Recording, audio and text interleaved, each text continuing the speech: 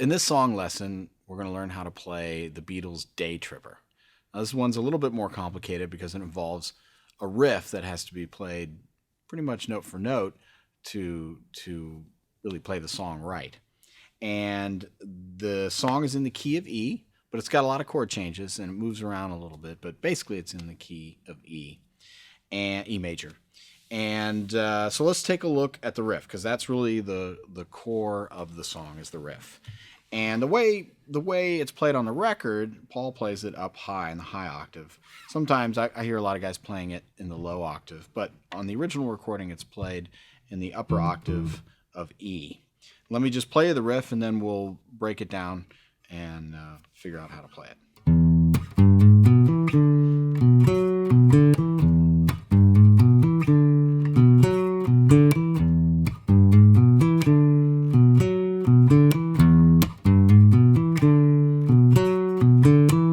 Now this is going to involve some weird positioning of the fingers because of the spread of the notes in the riff to be able to play it.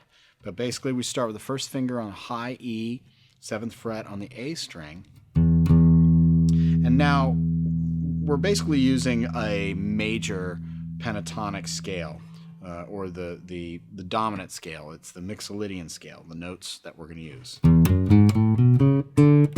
It's a major scale with the flat 7th. So the riff uses a chromatic approach up to the 3rd, like this. So E, and then we go like this.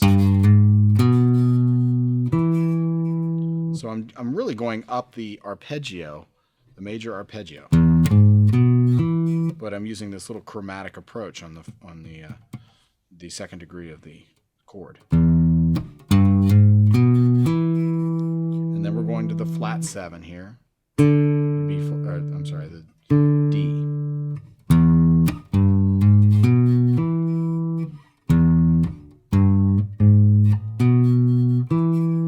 That's the high E, down to the D. And then, now that note's really the 9th degree of the scale, so it's a little bit out of the chord, but that's the way they wrote the riff. So I slide down, and then I'm really spreading my 4th finger to get that high F sharp there, so that I can play the rest of the riff easily. There's a couple different ways you could play it.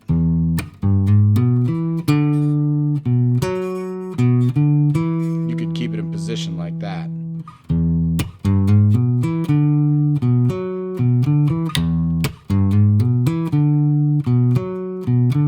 I like playing it this other way.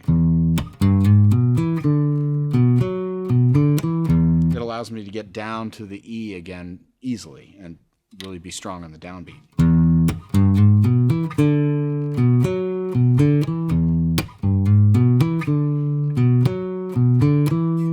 Now in the song, this riff is played on both the E, and then the same riff is also played in A.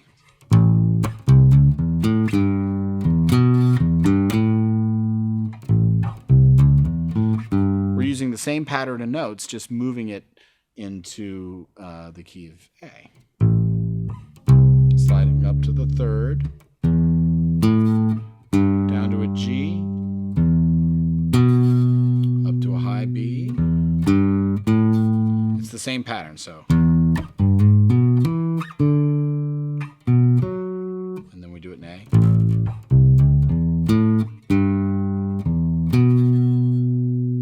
You can also play this down using the open A, and sometimes that's a little bit easier. That way you don't really have to stretch your fingers as far.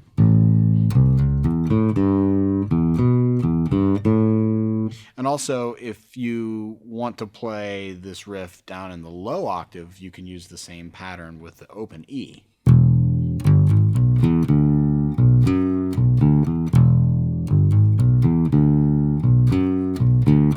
And again, it sort of depends of the group that you're playing with and what you want to sound like. But the original recording is played up high.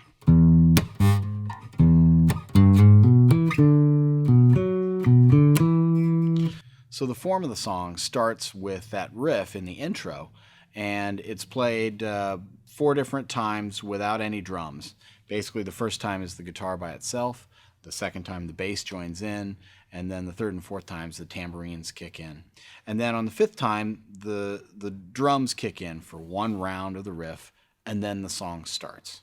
So basically, you have 5 rounds of the riff at the beginning before the vocals start and the actual form of the song begins. So let's take it from where the vocals come in.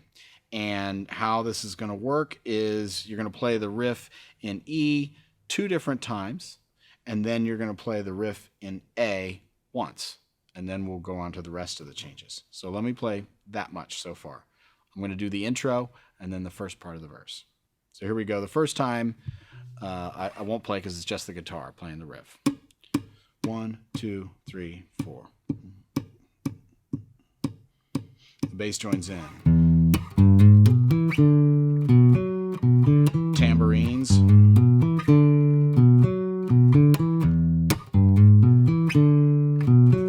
Drums. And then the vocals. Second time. And then A. E. So when the vocals start, we have 2 times in E, 1 time in A, and back for 1 time in E again. And then everything changes. And what we go to next is an F sharp major chord. All the chords that we're going to use here are going to be dominant 7th chords. So they're all major, but they have the flat 7th in the scale. So this is an F sharp dominant 7th chord. Now we're not going to play the 3rd for these riffs, but you can think of the harmony that way. So on the F sharp, you're going to play that riff 4 times. 3. Next, we're going to go to an A. And again, all these chords are the same. They're a dominant 7th chord, a major chord. So we go to the A, but we're going to come down to this A on the G string. And just sort of playing part of that riff. Then we go to a G sharp, 1 step down, same thing. And then we go to a C sharp, the same thing, down a string over here to the 4th fret. And on the C sharp, we use the major arpeggio. This is the one time the riff's a little bit different. Like that. 1, 3, 5. And we do the same thing in B. Each one of these is just 1 time around. So let's take it from the F sharp minor. You're going to do that 4 times, and then we're going to do 1 each of A, G sharp, C sharp, and B. So here we go.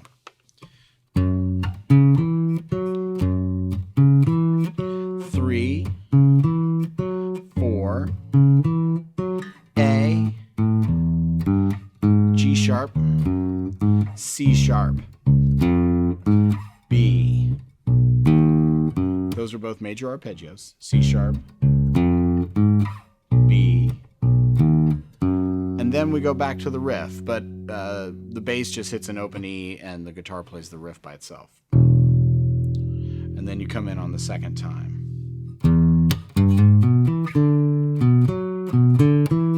And then the whole verse starts over again. So now I'm going to play the entire verse, all that stuff together at the normal tempo so you can see how it goes together.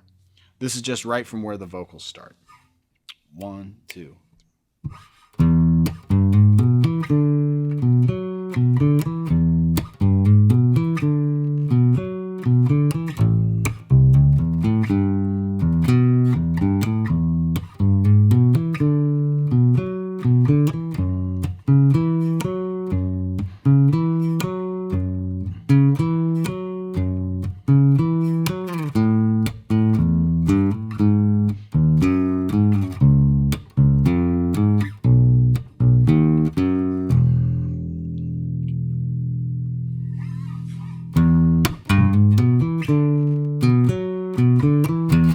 start the verse all over again. And it plays through the same sequence for the second verse. And then there's a solo section. And basically the solo section, the bass just holds a B and plays a B, eighth notes on a B over and over again for the entire time. And it's 12 times through the riff. So the guitar is always playing the riff in B.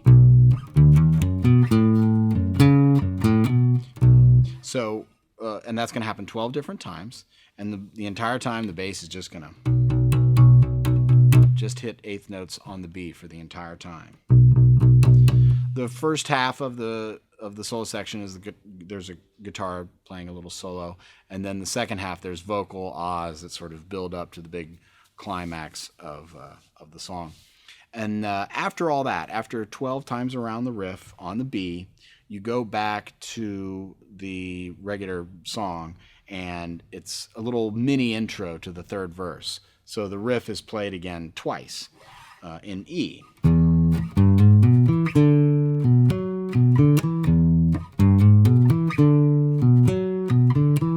And then the third verse begins right there. And the third verse is the same as the other two verses. And when it gets back to the riff again at the end, it basically ends by vamping out on the riff in E over and over again. There's a fade out on the record. Live, a lot of times people will come up with some sort of ending to cut it off, but on the record they just play it in E and fade out. So I'm just going to play through the verse form with all the chord changes one more time as a review.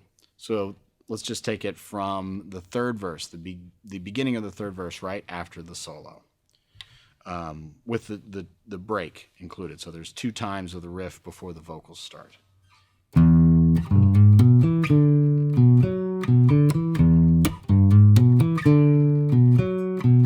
Vocals.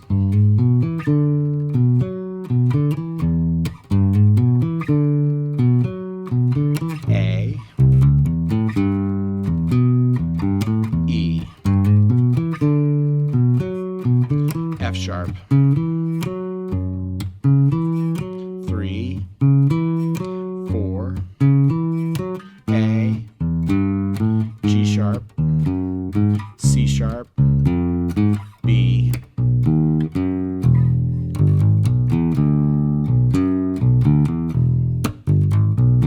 and then vamp out.